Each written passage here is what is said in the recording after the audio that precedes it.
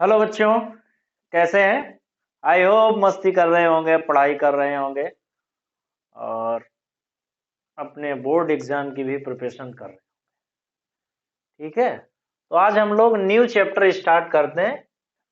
Current electricity chapter बहुत लेंदी है, इसमें कोई डाउट नहीं है। तो हम लोग कोशिश करेंगे इसके जो बेसिक प्रिंसिपल हैं उनको समझने की, उसके बेस पे जो न्यूमेरिकल आते हैं उनको सॉल्व करने की। और आई होप अगर आप सही से पढ़ेंगे तो बड़ा एंजॉय आएगा कुछ बेसिक चीजें जाने। तो चलिए लेक्चर को स्टार्ट करते हैं। आप कॉपी पेन निकालिए और नोट करते जाइए। माई सेल्फ डॉक्टर अरविंद पाल, आपका अपना प्यारा चैनल फिजिक्स क्लासेस को लाइक एंड सब्सक्राइब करते हैं। ठीक है, स्टार्ट करते हैं। तो चैप्टर का नाम है करंट एंड इलेक्ट्रिसिटी। तो आपको पता होना चाहिए कि करंट क्या है। करंट क्या है? करंट, तो करंट बेसिकली क्या है? The study of flow of charge in motion. The study of flow of charge in motion। Flow of charge कैसा होना चाहिए? In motion. In motion is called current. मतलब चार्ज कैसा होना चाहिए? मोशन में होना चाहिए। अगर चार्ज मोशन में नहीं है देन करंट प्रोड्यूस नहीं हो। ठीक है, तो study of flow of charge in motion. तो चार्ज क्या है? किसी भी टाइप का जो भी चार्ज है, तो अगर चार्ज मोशन में है तो क्या करेगा? करंट को प्रोड्यूस करेगा। या rate of flow of charge is known as current. ये भी डिफिनेशन हो सकती है। Rate of charge, rate of charge, rate of change of rate of charge is known as current. Rate of charge is known as the current. तो I is equal to क्या लिख सकते हैं? D Q over D T. I is equal to लिख सकते हैं D Q over D T. ठीक है, और ऐसे लिख सकते हैं I is equal to Q over T. दोनों चीजें लिख सकते हैं, I is equal to Q over T या I is equal to D Q over T. अब इसमें भी दो चीजें आती हैं। क्या दो चीजें आती हैं? कि सपोज दैट किसी करंट सर्किट में करंट फ्लो हो रही है। आपको किसी इंटरवल के टाइम मेजर करना, मतलब 1 सेकेंड, फिर 5 सेकेंड के बाद में करंट की क्या वैल्यू है, या पर्टिकुलर सेकेंड में करंट की वैल्यू फाइंड। दो चीजें क्या हुई? एक तो एवरेज करंट है और दूसरा क्या हो जाएगा? Instantaneous current. ठीक है, तो आई एवरेज कैसे निकालते हैं? तो I average is equal to हो जाएगा del Q over del. It means ये हो जाएगा आपका Q2 माइनस Q1 अपान क्या हो जाएगा? T2 minus T। This is I average. अगर आई इंस्टेंटेनियस पता होने करना हो, आई इंस्टेंटेनियस मतलब किसी पर्टिकुलर सेकंड पे करंट की वैल्यू अगर आपको पता हो तो लिखेंगे डी क्यू ओवर टी। तो इंस्टेंटेनियस के लिए क्या अप्लाई करेंगे? D Q over D T. मतलब जो भी कोई इक्वेशन अगर चार्ज के टर्म में देगी उसको टी के रिस्पेक्ट में डिफरेंशिएट करेंगे। और इसमें आई एवरेज के केस में उनका डिफरेंस निकालेंगे कि 5 सेकंड में कितनी है, 3 सेकंड में कितनी है, 9 सेकंड में कितनी, उस टाइप की चीजों को लिखें। अच्छा, ठीक है। तो करंट क्या है? Rate of change, rate of charge, rate of flow of charge, rate of flow, यहां पे लिखें flow of charge. Rate of flow of charge is known as current. Rate of flow of charge is known as the current. तो something चीजें हम current के बारे में जान सकते हैं। अब क्वेश्चन आता है कि करंट स्केलर क्वांटिटी है कि वेक्टर क्वांटिटी? आप लोग सोचिए और बताइए, करंट स्केलर क्वांटिटी है कि vector quantity?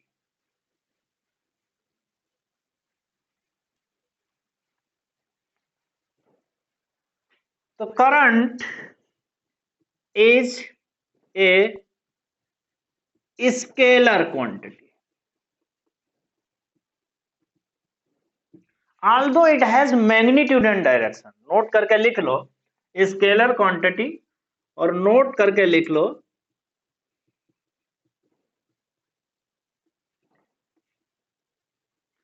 although it has, क्या है, magnitude and direction.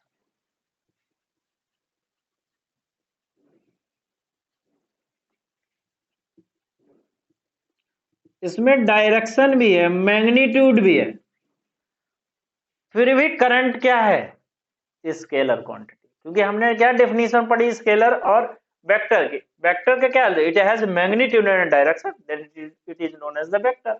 If it has only magnitude not direction, then it is known as the scalar.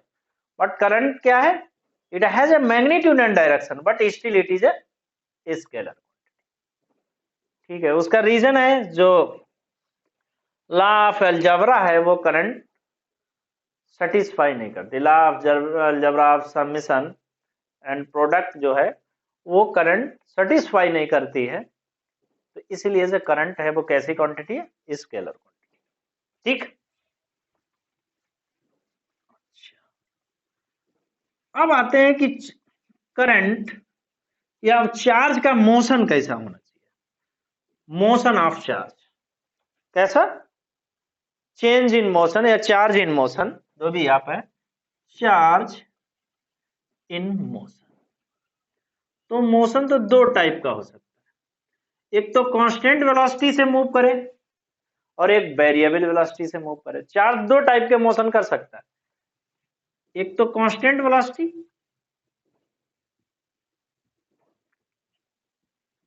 Definition यही थी कि motion of flow of charge is known as the current. अब question आती है कि charge motion में है, अगर वो कांस्टेंट वेलोसिटी से मूव कर रहा है या दूसरा वेरिएबल वेलोसिटी से मूव कर रहा है। अगर वो कांस्टेंट वेलोसिटी से मूव कर रहा है तो किस टाइप का करंट होगा, बताओ भाई। तो क्या हो जाएगा, करंट इलेक्ट्रिसिटी। क्या होगी, करंट इलेक्ट्रिसिटी। अगर वेरिएबल वेलोसिटी से है तो इलेक्ट्रोमैग्नेटिक होगा। वेरिएबल वेलोसिटी एक्सीलरेटेड, इसका मतलब electromagnetic.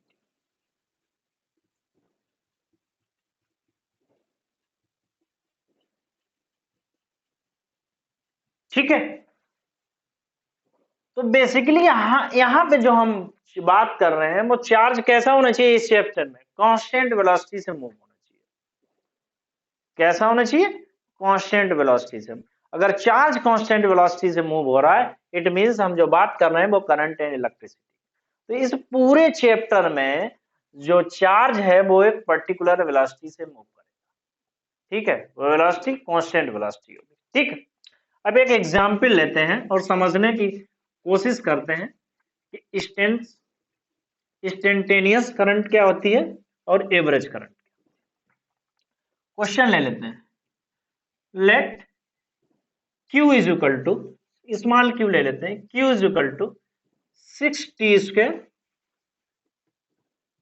Plus 4t plus 6।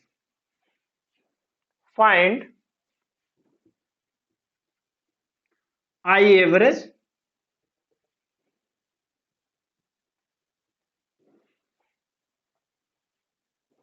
at time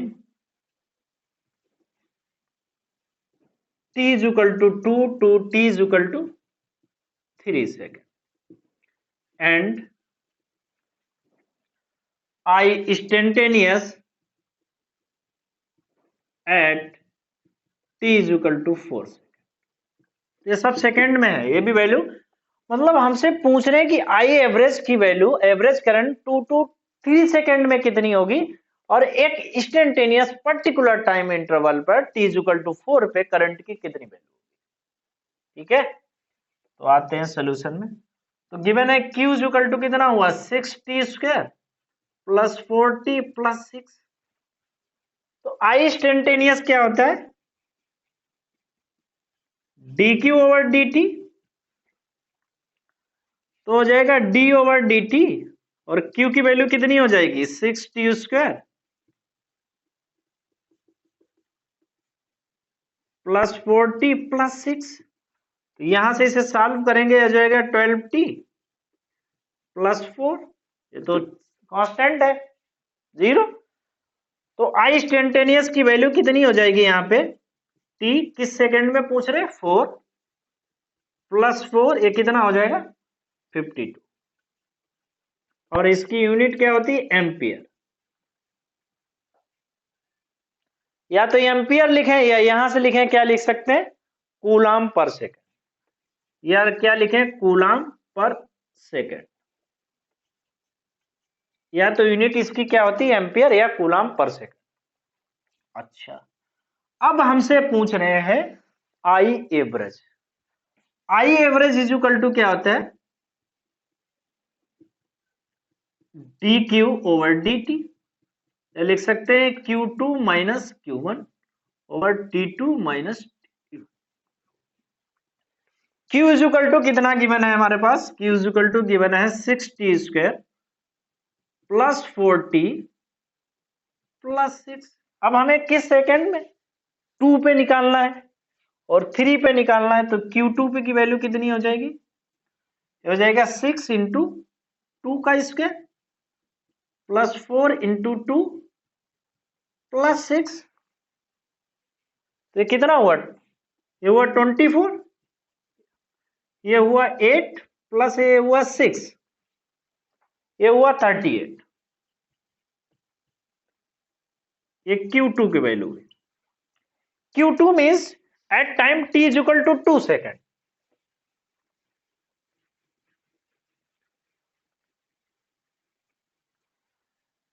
ठीक है, Q4 की वैल्यू कितनी हो जाएगी, Q4 की वैल्यू हो जाएगी 6 into Q3, sorry Q4 not Q4, 3 का स्क्वायर प्लस 4 इंटू 3 प्लस 6, हो जाएगा 6 6 9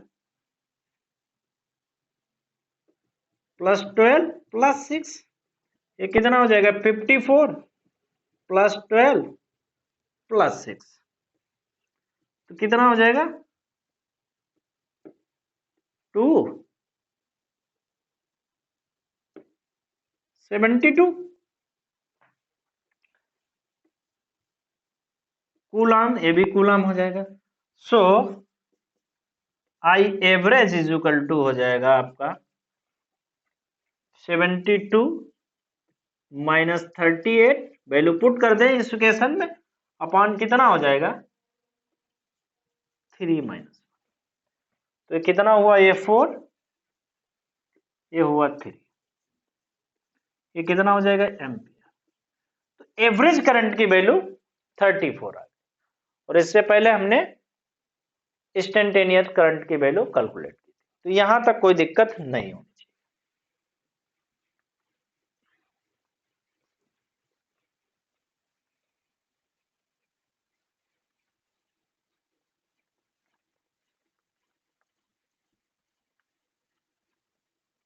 अच्छा भाई, अब कुछ और आगे बढ़ते हैं, सॉल्व करने की कोशिश करते हैं। हाँ, तो हमारे पास करंट की जनरली थ्योरी क्या है, classical theory for electric current, classical theory for electric current. ठीक है, क्वांटम थ्योरी भी है बट आपके सिलेबस में classical theory, classical theory for electric current या ड्रिफ्ट करंट।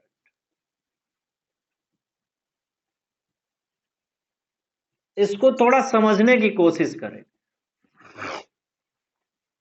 ठीक है। करंट किस में फ्लो होती है? कंडक्टर में फ्लो होती है। तो मान लिया हमारे पास एल लेंथ का कोई कंडक्टर है, और अगर कोई कंडक्टर है तो उसमें नंबर ऑफ फ्री इलेक्ट्रॉन बहुत सारे होंगे, इनफाइनाइट कह सकते हैं, infinite number of free electron. ये हमारे पास है कंडक्टर।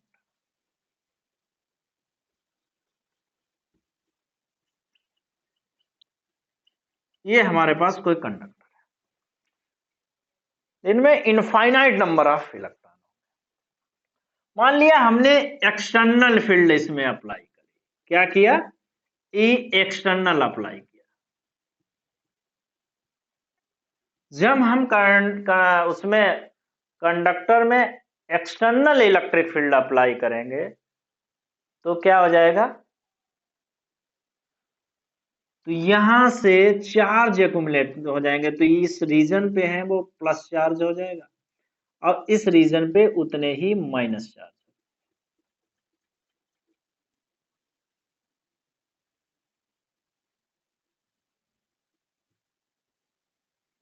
इट मीन्स चार्ज का अक्यूमुलेशन स्टार्ट हो गया। तो चार्ज इस रीजन, क्योंकि इलेक्ट्रिक फील्ड की डायरेक्शन ही है,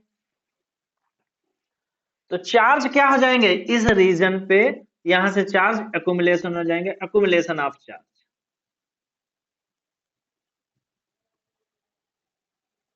कहां पे लिखें इसको?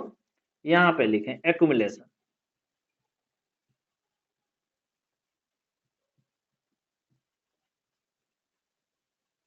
चार्ज स्टार्ट हो जाएंगे, ठीक है। तो हुआ एक्सटर्नल इलेक्ट्रिक फील्ड के कारण। अब यहाँ पे पॉजिटिव चार्ज है, निगेटिव चार्ज है, इलेक्ट्रिक फील्ड की डायरेक्शन पॉजिटिव टू निगेटिव, तो इसका मतलब क्या हो जाएगा? यहां से इंड्यूस इलेक्ट्रिक फील्ड जनरेट हो जाएगी, और जिसकी डायरेक्शन जो अप्लाइड इलेक्ट्रिक फील्ड है उससे जस्ट अपोजिट। समझ गए कि नहीं? तो एक्युमुलेशन ऑफ चार्ज हो जाएगा, ठीक है। अच्छा, तो ये क्या करेगा? इंड्यूस चार्ज और इलेक्ट्रिक चार्ज जो है वो एक दूसरे की डायरेक्शन क्या है? अपोजिट।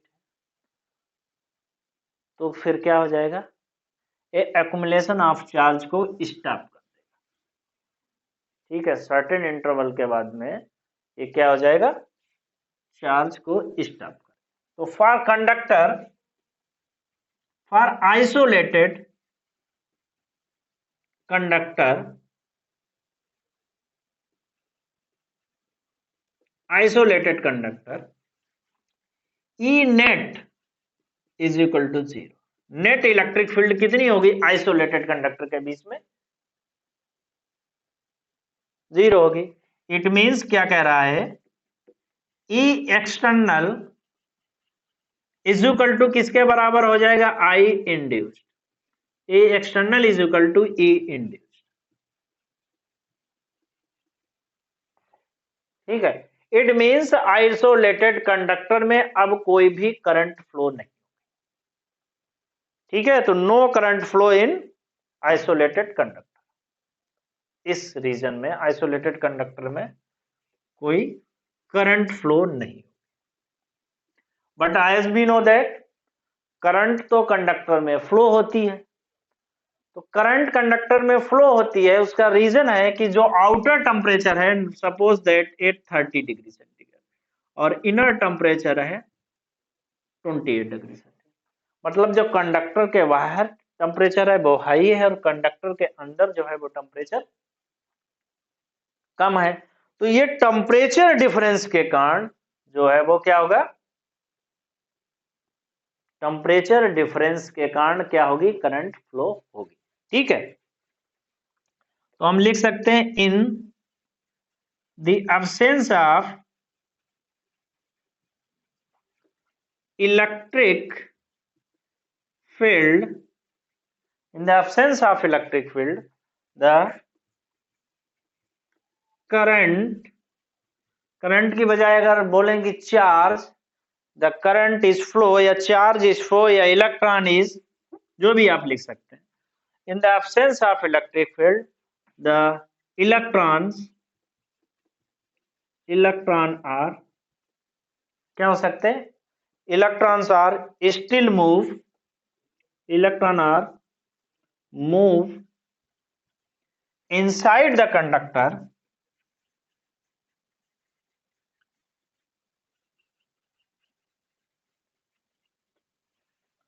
ड्यू टू, उसका रीजन है टेम्परेचर डिफरेंस और हीट। टेम्परेचर डिफरेंस है या हीट है, उसके कारण क्या होंगे, इलेक्ट्रॉन मूव करें। तो इलेक्ट्रॉन की डायरेक्शन क्या होगी, ये डायरेक्शन होगी, इलेक्ट्रॉन तो इधर ही आ रहे हैं ना, इलेक्ट्रॉन की तो ये डायरेक्शन होगी, चार्ज है उधर, ठीक है। तो in the absence of electric field the electron are move inside the conductor due to the temperature difference और हीट, या तो टेम्परेचर डिफरेंस या हीट है जिसके कारण इलेक्ट्रॉन है वो मूव करते हैं। अब इलेक्ट्रॉन अगर मूव कर रहे हैं तो उनकी वेलोसिटी कितनी है, the moving velocity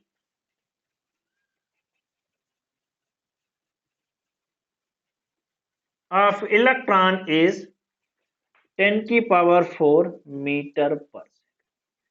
it's velocity से इलेक्ट्रॉन जो है वो कंडक्टर में मूव करते हैं, ठीक है। अच्छा, तो इस वेलोसिटी से electron, moving velocity of electron is move. अब एक इलेक्ट्रॉन की बात तो हम नहीं कर रहे हैं कि कंडक्टर में क्या होते हैं, नंबर ऑफ फ्री इलेक्ट्रॉन, ठीक है। तो नंबर ऑफ फ्री इलेक्ट्रॉन होते हैं, तो एक इलेक्ट्रॉन दूसरे इलेक्ट्रॉन से टकराता है, भाई n number of free electron है तो एक इलेक्ट्रॉन दूसरे इलेक्ट्रॉन से टकराएगा, दूसरा इलेक्ट्रॉन तीसरे इलेक्ट्रॉन से टकराएगा, ठीक है। तो क्या करेगा, तो उसकी वेलोसिटी कितनी हो जाएगी। तो अगर एक electron, suppose that E electron है जिसकी वेलोसिटी कितनी है, u1 है, दूसरा इलेक्ट्रॉन है जिसकी वेलोसिटी कितनी है, ut, ये थर्ड इलेक्ट्रॉन है जिसकी u3 है, ये फोर्थ है जिसकी u4।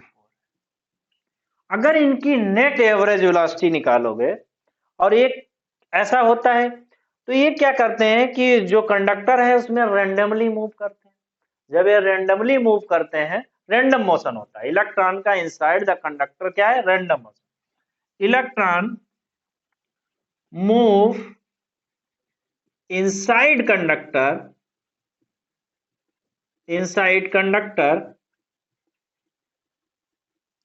In random motion. So due to the random motion, average velocity is 0. So average velocity B average is 0. So average velocity of electron is 0. अब चाहे सिंगल इलेक्ट्रॉन की ही बात करें, सिंगल इलेक्ट्रॉन की भी एवरेज वेलोसिटी जो है वो कितनी होती है, 0, क्योंकि एक दूसरे से वो कोलिजन करते रहते हैं। अब जब वो कोलिजन करेंगे तो उनकी वेलोसिटी कितनी हो जाती है, ऑलमोस्ट 0, रैंडमली मोशन होने के कारण उनकी एवरेज वेलोसिटी है वो 0 हो जाएगी। तो B average is equal to क्या हो जाएगा, B average is equal to हो जाएगा ये velocity u1 plus u2 plus u3 plus u4 so on, ये आपका un वेलोसिटी सपोज दैट, और इसकी नेट वेलोसिटी कितनी हो गई, 0। तो average velocity of conductor is 0, ठीक है। अच्छा, तो यहां से भी काम नहीं बना, अब आते हैं दूसरा कुछ अरेंजमेंट करते हैं। अब हमने क्या किया, इस कंडक्टर को किसी बैटरी के साथ में अटैच कर दिया। तो ये हमारे पास कोई कंडक्टर है,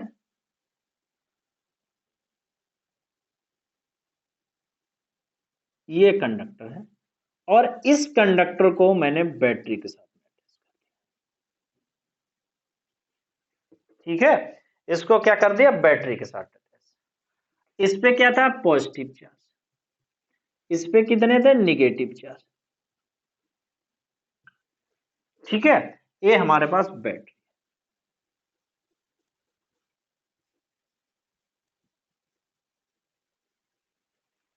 ठीक है।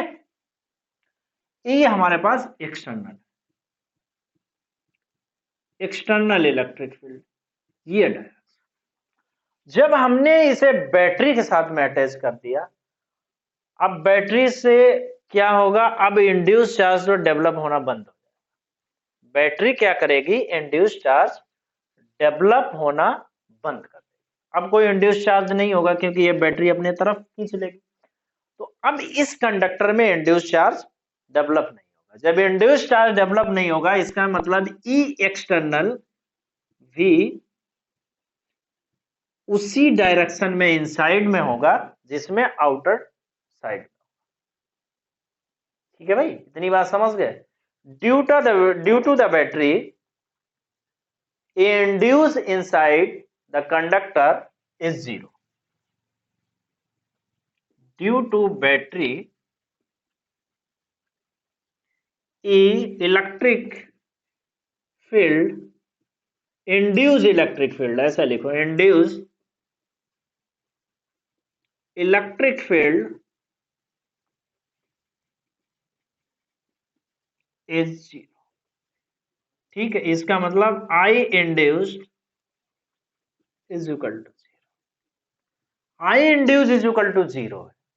तो क्या नेट इलेक्ट्रिक फील्ड इसमें जीरो होगा, what, E net is not zero, net electric field zero नहीं, ठीक है। इतनी बात आपके समझ में आ गई। इनसाइड इलेक्ट्रिक फील्ड जीरो होगी, ई नेट जीरो नहीं होगा, ई नेट इनसाइड जो वही होगा। तो ई नेट ऐसे भी लिख सकते हैं, E net inside is equal to कितना हो जाएगा, ए एक्सटर्नल के बराबर, ठीक है। इसका मतलब बैटरी इलेक्ट्रॉन के ऊपर कोई ना कोई फोर्स लगाती है, उस फोर्स के कारण इंड्यूस चार्ज जो है वो जीरो, इंड्यूस इलेक्ट्रिक फील्ड। तो इसका मतलब बैटरी इलेक्ट्रॉन के ऊपर कितना फोर्स लगा, ठीक है। तो क्या, so the force apply on electron due battery, so force apply on, किस पे apply, force apply on electron due to battery कितना हो जाएगा, F is equal to Q into E, और या ऐसे लिखते हैं, F is equal to minus Q,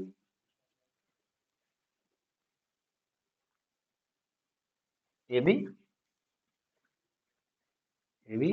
लिख सकते हैं, कोई दिक्कत नहीं। चूंकि क्या होता है, F is equal to M है, ए इज इक्वल टू कितना हो जाएगा, एफ बाई एम, ये इज इक्वल टू कितना हो जाएगा यहां से, एफ बाई एम का मतलब E Q E over,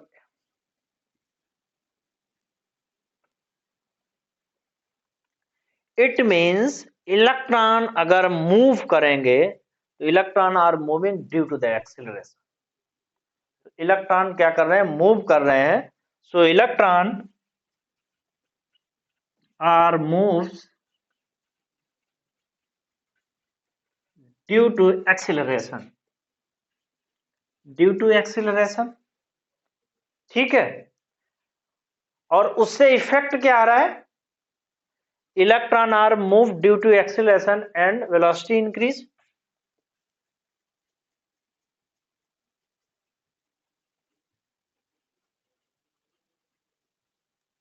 electron जो है वो move, electron are moves due to the acceleration and velocity increase, उससे वेलोसिटी क्या हो रही है, इंक्रीज हो रही है। इतनी बात आपके समझ में आ गई हो,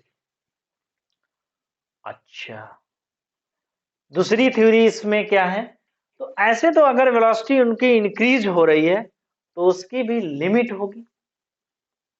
अगर हम कहें इंक्रीज हो रही, कितनी इंक्रीज हो रही और कैसे इंक्रीज हो रही है, ये भी जानने की हमें जरूरत है। तो इस थ्योरी को समझने के लिए थोड़ा और कंसीडर किया गया है, क्या क्या चीजें क्लासिकल थ्योरी में कंसीडर की। तो ये बताया है कि electron are moving due to acceleration, electron are moves due to acceleration या electron moves due to acceleration and velocity increasing।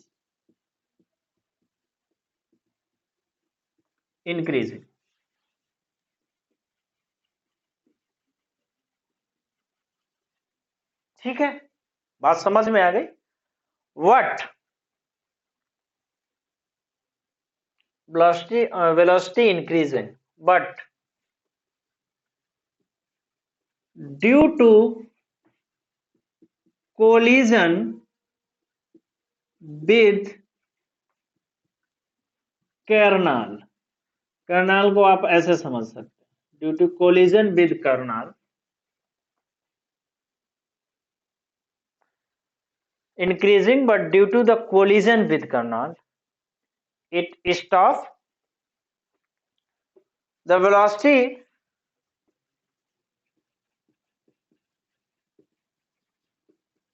keep on decreases। Kernel से कोलिजन के कारण वेलोसिटी कीप क्या हो रही है, डिक्रीज हो रही है। ठीक है, अच्छा, वेलोसिटी डिक्रीज हो रही है, इट मींस ये क्या करता है, it means electron are moving with constant velocity. Constant velocity, इसका मतलब है कि इलेक्ट्रॉन कांस्टेंट वेलोसिटी से मूव कर रहा है। Electron moving with constant velocity opposite to the applied external electric field, opposite to the applied external electric field. जो electric field की डायरेक्शन है, इलेक्ट्रिक फील्ड उसके जस्ट अपोजिट में इलेक्ट्रॉन की वेलोसिटी है, कांस्टेंट वेलोसिटी से मूव कर रहा है। ठीक है, इट मींस जिसे क्या बोलते हैं, drift velocity, which is known as the drift velocity. ठीक है, तो the average velocity, average speed is equal to, average speed is much greater than average velocity। ये कितनी होती है, 10⁴ मीटर पर सेकेंड, और ये होती है 10⁵ मीटर पर सेकेंड। और ड्रिफ्ट वेलोसिटी क्या होती है, average velocity of charge carrier. Drift velocity क्या होती है, average velocity of charge carrier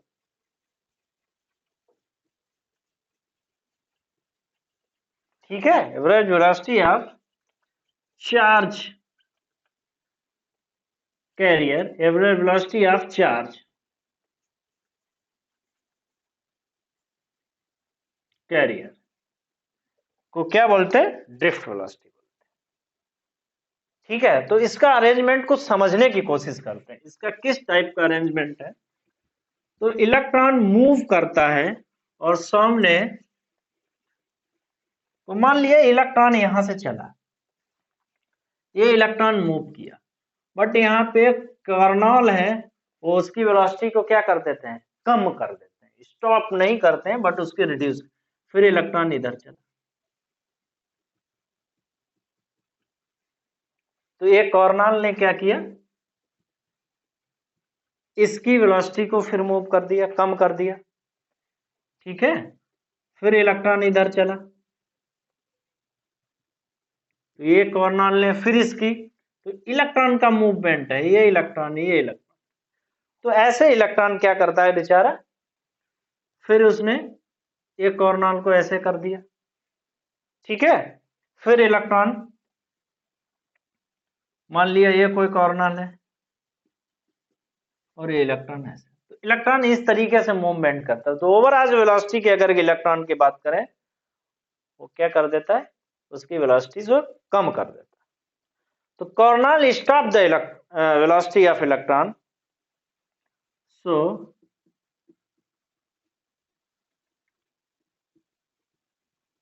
Cornell stop the velocity of electron, उसकी वेलोसिटी को क्या कर देता है, कम कर देता है। एंड आफ्टर दैट, या after collision, after that electron again move, उसके बाद में फिर इलेक्ट्रॉन आगे बढ़ता है, मतलब रुका फिर आगे बढ़ा, तो ये मूव विद वेलोसिटी।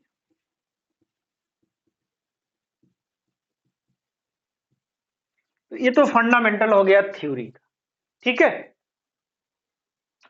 अब यहां से यहां की डिस्टेंस को क्या कहते हैं, और यहां से यहां तक जो टाइम लगा उसको क्या बोलते हैं, ठीक है। तो ये जो टाइम लगता है एक कॉर्नल से दूसरे कॉर्नल में जाने में, उसे बोलते हैं आर, टाउ, इसे बोलते हैं रिलैक्सेशन टाइम,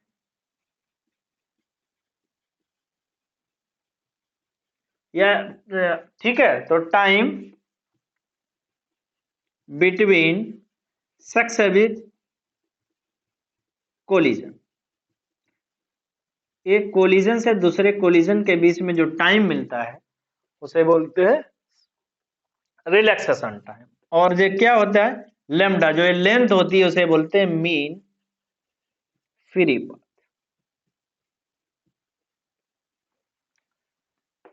तो ये जो डिस्टेंस ये कहलाती है मीन, ये बोला जाता है मीन फ्री पाथ। अब हम बात करते हैं कि उसकी थर्मल वेलोसिटी है कितनी, ठीक है। तो what is the thermal velocity, या thermal, what is the formal या ड्रिफ्ट वेलोसिटी फार्मूला, जो भी आप लिखना चाहें। तो what is formula of drift velocity,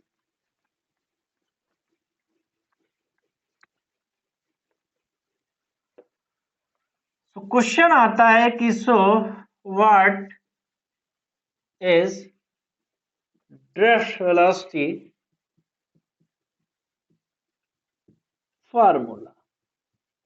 इतना सब कुछ पढ़ने के बाद में भी हम समझ नहीं पाए कि ड्रिफ्ट वेलोसिटी का फार्मूला क्या है, तो उसको जानने की कोशिश करेंगे। अच्छा, मान लिया कोई इलेक्ट्रॉन इस कॉर्नल से स्टार्ट होता है, और इस कॉर्नल से स्टार्ट होता है, इस कॉर्नल में जब इलेक्ट्रॉन यहां आता है उसकी इनिशियल स्पीड u, जब इससे वो टकराता है और दूसरे कॉर्नल की तरफ जाता है, केरनल जो भी है उसकी तरफ जाता है, तो इसकी जो स्पीड है वो कितनी हो जाती है, यहाँ पे चेंज हो जाती है। यहां से आया, मान लिया आपकी u1 थी, अब ये क्या हो जाएगा, टाइम कितना है, टाउ है, ठीक है।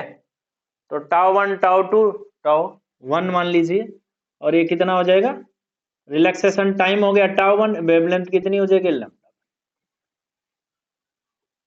मान लिया पहले इलेक्ट्रॉन के लिए केस था, ठीक है। और कोलिजन के बाद में इलेक्ट्रॉन, मान लिया उसकी वेलोसिटी कितनी हो जाती है, v1। ऐसे फंडामेंटल ये चला रहेगा। अब कोई इलेक्ट्रॉन ये एक कॉर्नल पे आता है,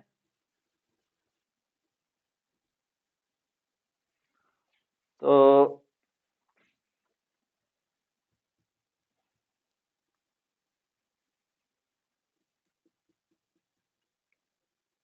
ये इलेक्ट्रॉन U1 है, ये हो जाएगा मान लिया इनिशियल वेलोसिटी UC है, इसके टकराने के बाद में इसकी वेलोसिटी कितनी हो जाती है, V2 हो जाती है, रिलैक्सेशन टाइम τ2 हो जाता है, और ये लैम्डा। एक्सीलरेशन क्योंकि कांस्टेंट है, कांस्टेंट एक्सीलरेशन, यहाँ पे लिखो A is equal to constant, acceleration क्या है यहाँ पे, कांस्टेंट। तो नेक्स्ट हो गया, मान लिया ये फर्स्ट हो गया, ये सेकंड हो गया, थर्ड के लिए कोई इलेक्ट्रॉन आता है, ये कॉर्नल है, इनिशियल में वेलोसिटी इसकी U3 है, कॉर्नल से टकराता है, दूसरे कॉर्नल में जाता है, यहाँ पे उसकी वेलोसिटी V3 हो जाती है, रिलैक्सेशन टाइम τ3 हो जाता है, लैम्डा ये 2 हो जाता है, ये 3 हो जाता है। ठीक है, सो ड्रिफ्ट वेलोसिटी क्या होती है, B एवरेज, और B एवरेज का मतलब हो गया, B एवरेज का मतलब हो गया B1 plus B2 plus B3 upon n।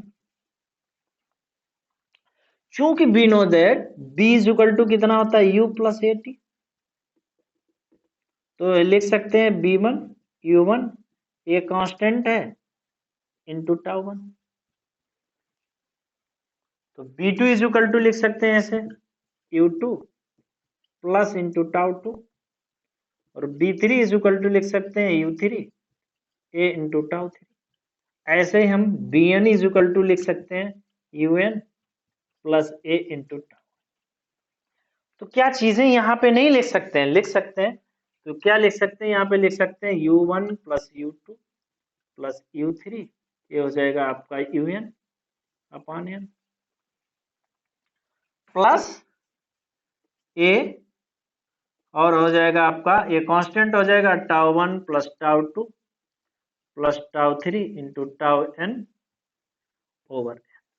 As we know that average velocity of this is 0, तो BD इज इक्वल टू कितना हो जाएगा, 0 plus A into τ1 plus τ2 plus τ3 into τn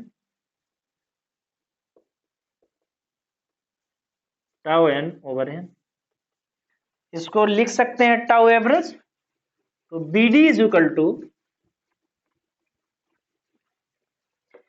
तो यहां से मिल जाएगा drift velocity BD is equal to into tau average upon BD is equal to into A into tau average. ये बात तो समझ में आ गई होगी। अच्छा, चूंकि हमने फार्मूला एक्सीलरेशन क्या है, क्योंकि F इज इक्वल टू क्या था, ma, and F is equal to क्या, QE, तो ये यहां से हो जाएगा ma is equal to QE, A is equal to QE over, तो यहां से फार्मूला लगा सकते हैं।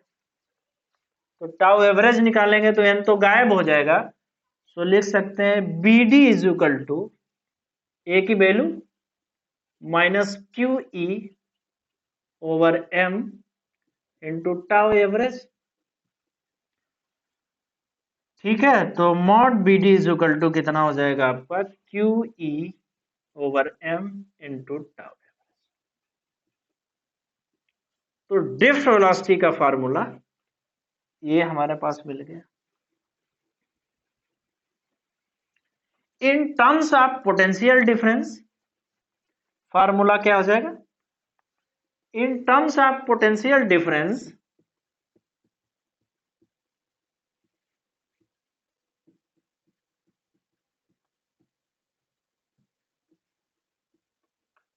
पोटेंशियल डिफरेंस कितना हो जाएगा, तो ये हमारे पास कंडक्टर था कोई, ये उसके थ्रू बैटरी अटैच थी, यही तो था, ये माइनस था ये प्लस था, मान लिया पोटेंशियल डिफरेंस V है, ठीक है, L लेंथ का कंडक्टर है, तो E इज इक्वल टू कितना होता है, B इज इक्वल टू कहता है माइनस E इंटू डी, तो कितना हो जाएगा delta B, potential delta B is equal to E into R की कितना L हो जाएगा, तो यहां से लिख सकते हैं B इज इक्वल टू कितना हो जाएगा EL, ठीक है। तो E इज इक्वल टू कितना हो जाएगा B, इस की वैल्यू यहां पे पुट कर दो तो BD इज इक्वल टू हो जाएगा Q/M into B/L into tau average. तो BD इज इक्वल टू हो जाएगा आपके पास QB is equal to ML into tau average. तो ये हमारे पास ड्रिफ्ट वेलोसिटी का फार्मूला कैलकुलेट होके आ गया, ठीक है। EV या QB, यार इन टर्म्स ऑफ ये भी लिख सकते हैं कि BD is equal to EB over ML into tau average. तो this is the formula for the drift velocity. तो इसको लेक्चर को एक बार देखेंगे, आई होप चीजें क्लियर। और वैसे भी एग्जाम पॉइंट ऑफ व्यू से इतना इंपॉर्टेंट तो है नहीं, तो आप इसे छोड़ भी सकते हैं, आप पे डिपेंड करता है। तो लेक्चर को आज यहीं स्टॉप करते हैं। चैनल को लाइक एंड सब्सक्राइब करते हैं। Thank you so much.